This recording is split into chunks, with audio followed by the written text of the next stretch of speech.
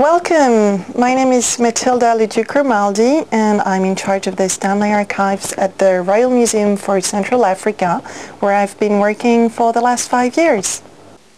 Stanley was a British and American traveler in Africa, initially a journalist. He mostly traveled during 1870 up to 1890. And among other expeditions, he is famous for being the one who found Livingstone on the Tanganyika Lake, hence the very famous sentence, "Dr. Livingstone, I presume." And later on in his life, he also led 2 big expeditions for Leopold II, hence ensuring to the king the Congo Free State, as it was called at that time. Stanley died an MP, Member of Parliament, retired in Great Britain, married a very fashionable young woman from London, and his archives stayed in Great Britain for almost a century. Then a group of firms and the King Bowden Foundation bought this archive from Stanley's heir, and they brought everything back. And this is now available to the public for consultation at the Royal Museum for Central Africa.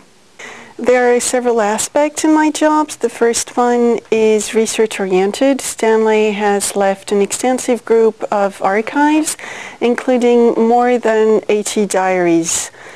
And I'm currently working on a transcription of these diaries so that everybody can have access to that material. Another aspect is more public-oriented. A lot of visitors are drawn to the Stanley collections and archive, and they would go through us first to see whether or not the archives are relevant to their research. Also, these archives being very famous, some museums will want to borrow these items for their exhibition. I'm also organizing a program called Immersion Archive. And this program is aiming at young PhD candidates, mostly from Central Africa, who need to do research in our collections and archives. And the program focuses specifically on students with a human sciences background. Mostly archives these days are not just a question of studying where we're coming from, what happened a couple of years ago, a couple of centuries ago. It's also about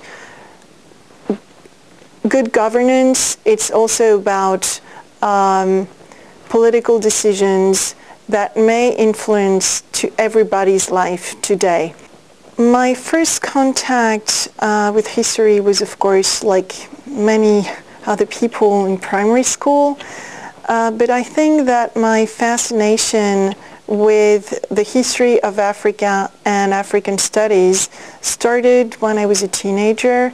And it's all, in many ways, because of Stanley. Spencer Tracy played in a movie from the late 30s, early 40s, called Stanley and Livingstone, which I found utterly inspiring and interesting. Now, guess how disappointed I was when I discovered that basically Stanley was not looking at all like Spencer Tracy. Yeah, that's the kind of trick life is giving us sometime.